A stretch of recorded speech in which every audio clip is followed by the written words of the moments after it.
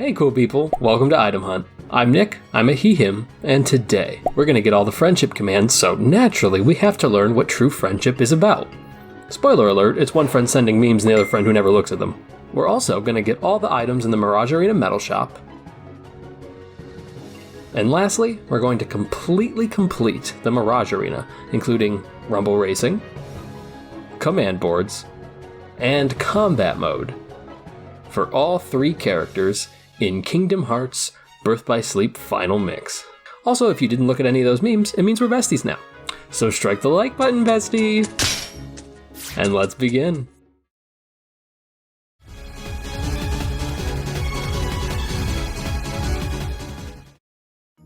Two quick things. There's a bit of overlap with friendship commands in the metal shop, so I figured we'd do what Mama said and knock these out. I'll list the friendship commands in journal order, what they do and how we can get them, starting with Group Cure. I don't think I have to explain it, but it's cure for a group. There you go. Collectible by Terra, Ventus, and Aqua for 180 medals at Arena Level 1. Now real fast, I want to mention that we enter the Mirage Arena at Arena Level 1, and we can increase it as we meet certain thresholds that I'll explain later. Group Cura, a better cure for a bigger group, is available for all three characters for 360 medals at Arena Level 5. Group Curaga, an even more betterer cure for an even more biggerer group, is available for everyone for 500 medals at Arena Level 10. Confetti, our next attack will be a critical hit. Everyone can get this from comboing the Disney Town mailbox, or buying it from the Mirage Arena shop with 150 medals at Arena Level 1. Because baby, this is fireworks, which will give us a defense boost when we feel like a plastic bag. Yeah, that's me, Mr. Plastic Bag. This command can be got by Terra and Ventus from getting 40 points in the sticker albums, but also by everyone from the Mirage Arena shop for 400 medals at Arena Level 5. Victory Pose, gain 3 times experience of whatever our last experience gain was. Available for everybody for 100 medals at Arena Level 1. Vanish will cause us to do this for 20 seconds. Purchasable for everybody for 750 medals at Arena Level 5. Union Rush, not to be confused with Union Cross. With this command we do a little dashy dash and smacky smack. It's available for everybody for 3,000 medals at Arena Level 10. Voltage Stack, the Pikachu used Thunderbolt of commands, can be collected by everybody, from getting 3 stars against the Elemental Cluster Unversed mission, but it's also purchasable at Arena Level 5 for 1,800 medals. Trinity Limit, Big Light Go Brrrr, is purchasable for everybody at Arena Level 1, but it costs 1,400 medals.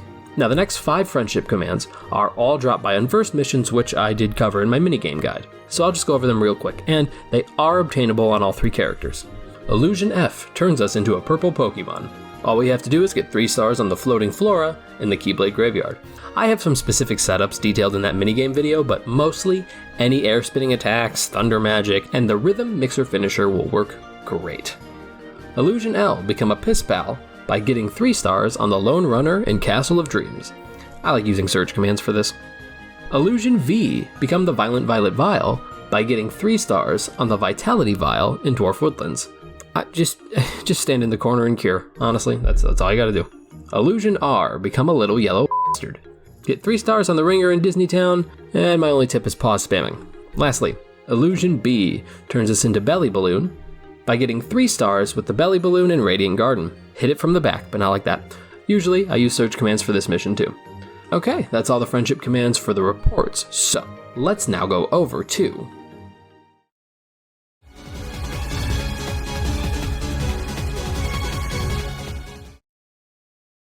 quick thing about the metal shop, some items are locked behind our arena level, logically, but also locked behind our shop level, and our shop level is based on what world we're at in the story.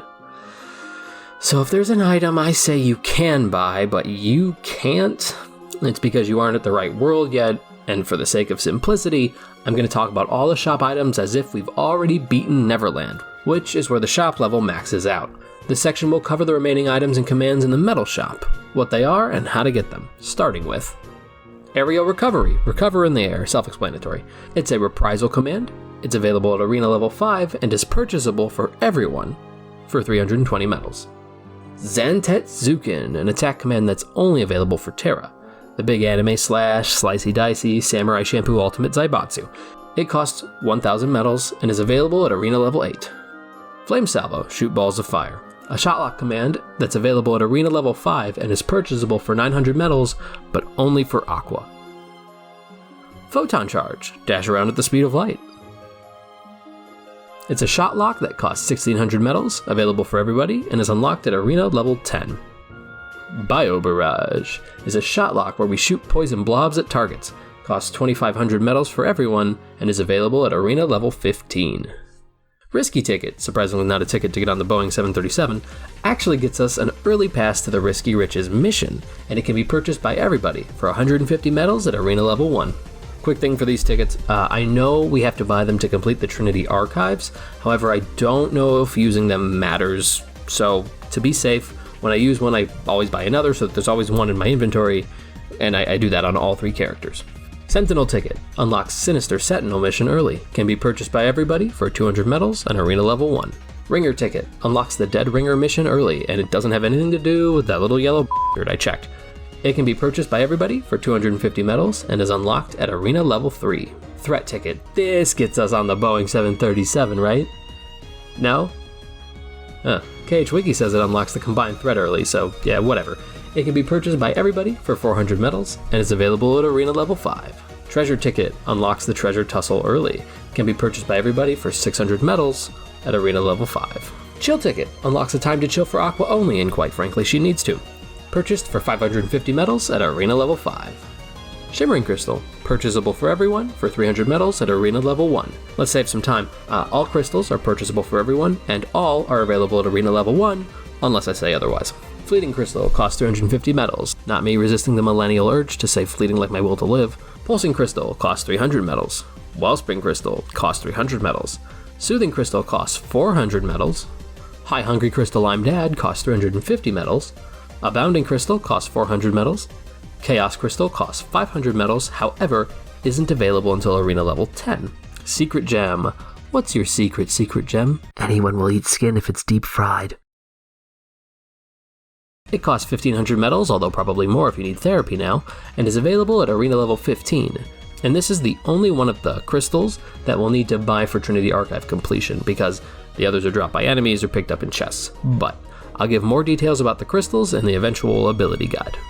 Lastly in the metal shop, Giga Magic Recipe and Giga Attack Recipe are both available at Arena level 10 for 2,000 medals each. Now that the shop is out of the way, let's talk about everyone's favorite minigame.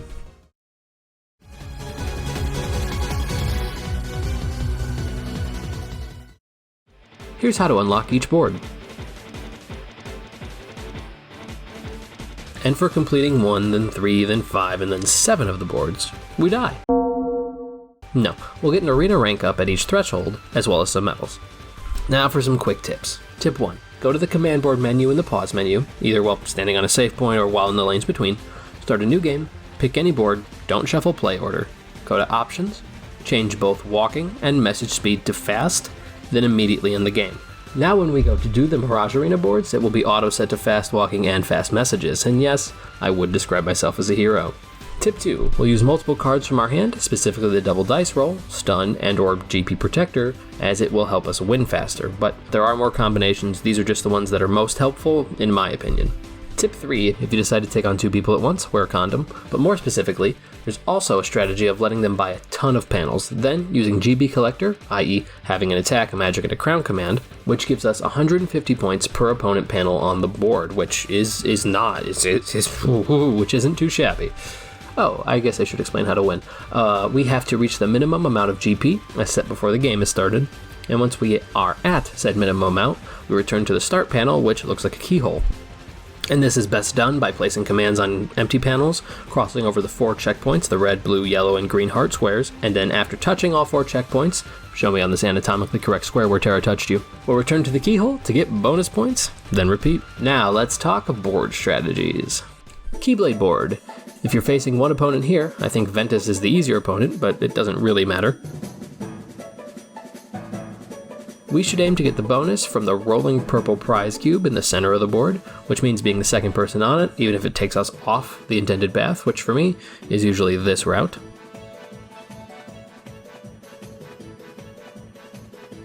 If we can land on the special panel, we should always do it, so we can use the Keyblade glider to fly directly to whichever checkpoint we need. And this is just in general, if we land on an opponent's panel, never ever buy it from them if you're trying to win. Royal board, not shoe board, slipper board, Cinderella's gripper board. Okay. I don't have a fantastic strategy for this board, except we should try to get the purple prize cube bonuses anytime we can, and land on special blocks so we can get the free points. Also, I start off going left so that hopefully Cinderella will go right, allowing me to get the bonus from the lower right purple die, though sometimes she will just follow us left, so quick aside, all the other worlds I'm going to show say Route 1 and Route 2, which means do Route 1 and follow it up with Route 2. The Royal board, however, is the only one where I include an alternate route, which sometimes I prefer to do instead of Route 1. Oh, I also like to stun the shit out of Cinderella, so that, that's an option too. Space board. I only face one opponent on this board, no condom necessary, and I feel like Gantu is easier. This is my route, but I do tend to adjust if I get Gigawatt Jolt, or if Gantu does. I don't go out of my way to get it. I do try my best to avoid it if Gantu has it. The key to this board, pun intended, is double dice and stun, so we can reach the minimum GP faster than our opponent. Toon board. This is another one I recommend only facing one opponent, specifically Minnie, and mostly just using double dice and stun to be fast as boy. The other special panels are useful here as well. Here's my route. Skull board. Only face Hook when doing this board, and highly recommend placing a panel near the yellow checkpoint, level it up as much as possible, and then aim to land on the lower special panel, since we can loop it, and repeatedly put Hook on our space to get a ton of GP. We can also drop him on the blue hurdy spaces, the injury hole you might say, to screw him over. Also, we want to try to get the bonus from the purple prize cubes too. This is my route, but sometimes I change based on what Hook is doing. Honey pot board. Only face Pooh here. Honestly, if we take this route, it's extremely easy. Again, double dice and stun are great. Special panels are useful too. Secret board. Secret board? What is your secret? Apes are just hairy people with arms for legs and legs for arms. I go against one opponent here too, though the GP collector strat works best here if you want to face both Aqua and Ventus. My strategy otherwise is to abuse the special panel, particularly near the green checkpoint. But here's my in general route. And I always go left initially because we can get the bonus from the lower left purple prize cube in one try. Alright, after they're all completed, we'll receive the Command Board Conqueror trophy, and like I said before, we will have gone up at least 4 arena levels. And a not so fun fact, we will have to do all 7 with all 3 characters to complete the Mirage Arena and Trinity Archives. Woo! Now, let's awaken the Tails doll, because everybody is...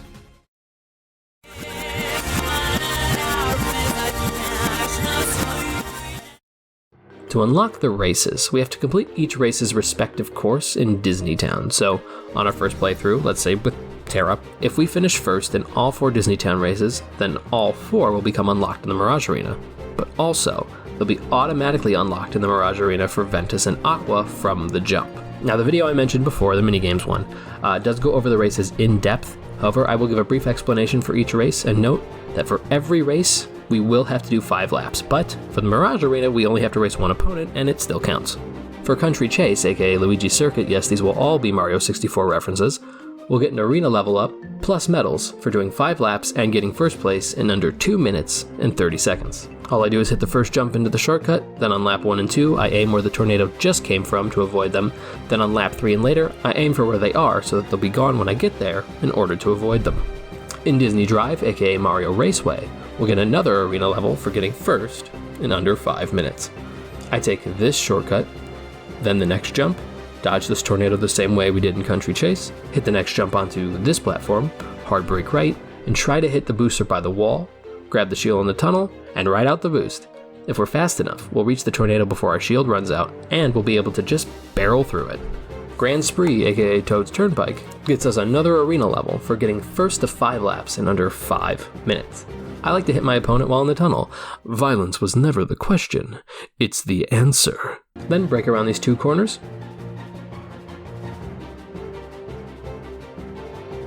Hit this jump, land on the shield, hit the next 3 jumps, barrel through the tornado, then take the 4th jump into the shortcut where we're going left at the end. So swing out as wide as you can so we can see where the tornado is. Then, like in Country Chase, on laps 1 and 2, aim where it just was, and on laps 3 and higher, aim where it is so we can avoid it. Lastly, for Castle Circuit, aka Royal Raceway, we'll get another arena level for getting the first of 5 laps in under 5 minutes, 30 seconds. Take the first jump, go left at the fork, take another jump into the hole, go around if you miss. Then, when we reach the bumpers, take the back path no matter which way you're pushed, and if you fall into the lower section, uninstall. After the curving tunnel, at the spot where the paths converge, try to hit the far left boost, and we may be able to achieve the same speed that the shortcut users would get, and then we just do that 4 more times. Once all those are done, we'll be 4 arena levels higher, and only left with 1 more game mode.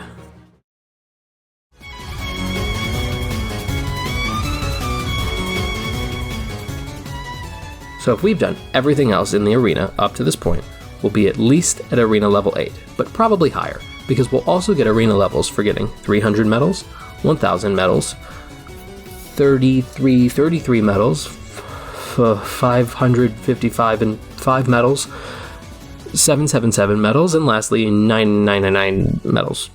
Well, that was surreal.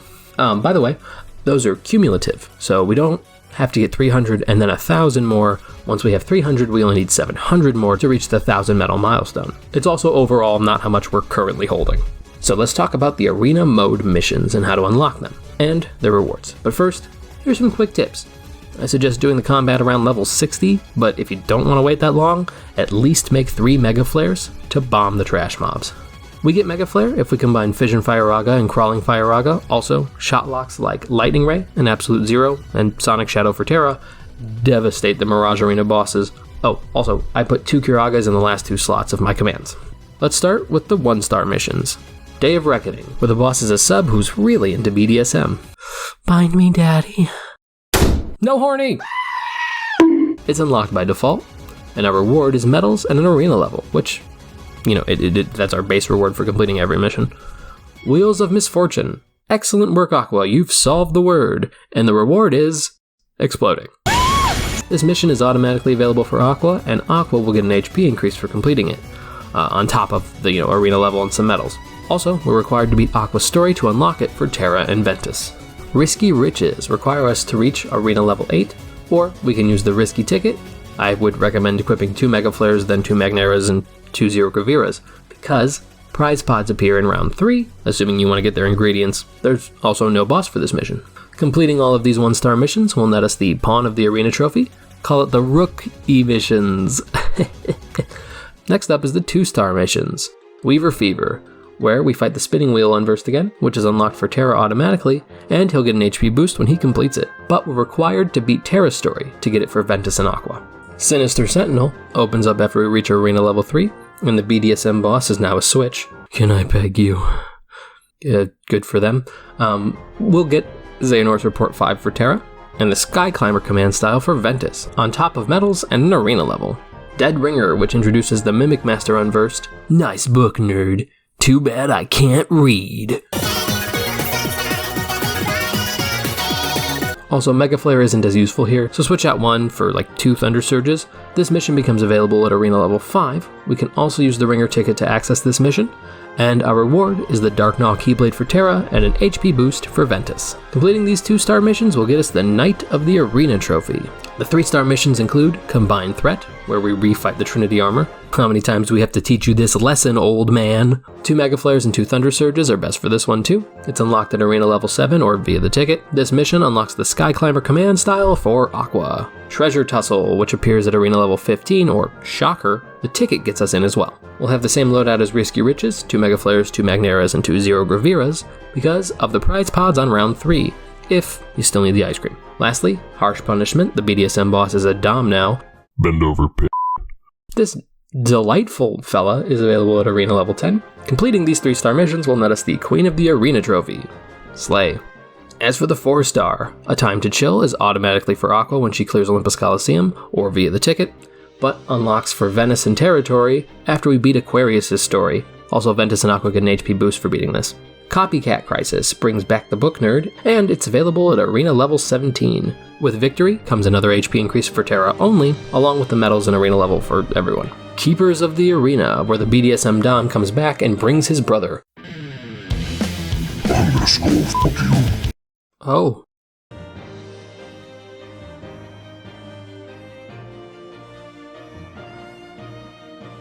For showing them who the real Dom is. Also, we get medals on an arena level, and we'll get the Keepers of the Arena trophy. Lastly, Monsters of the Sea appears after we complete Disneytown, although the Cage Wiki says arena level 8, so I don't know. Our reward for this is Minnie, the magic command, not the lady. Everyone gets it on their first successful completion, as well as an arena level and medals. For completing those 4-star missions, we'll receive the King of the Arena trophy. As for the last 3 missions, Villain's Vendetta, where the sub, Switch, Dom, and Brother all come back. We'll need to reach arena level 25, and honestly, Lightning Ray spam is just too good. But a good loadout will be some Surges, maybe some Mines, and Kuragas. And our reward is the Ultimate Weapon Keyblade for everybody, and also the Villain's Vendetta trophy. Then at arena level 28, Light's Lesson becomes available, where Daddy Ericus punishes us. That's actually what happens. I beat him using Mind Square, Mind Shield, and 4 Kuragas, and some well-timed Lightning Rays, but it's a long slog, so be prepared to get pummeled. Renewal Block is helpful too, by the way, and probably so is Thunder Surge. For beating up Terra's dad, we'll get the Light's Will trophy, and all 3 characters get an HP increase. Peering into Darkness is opened at arena level 30, which will require us to do the extra medal missions and all the command boards and races, and every other combat mission. Basically what we've talked about so far. For this, we fight No Heart, aka Xehanort's armor, and honestly, I just shotlock him and his dumb wall, occasionally throwing up a Kuraga or using dodge and renewal block as necessary in order to win. Remember to use the base form of dodge, not like Thunder Roll or Fire Cartwheel or anything like that, because the original has much more iframes.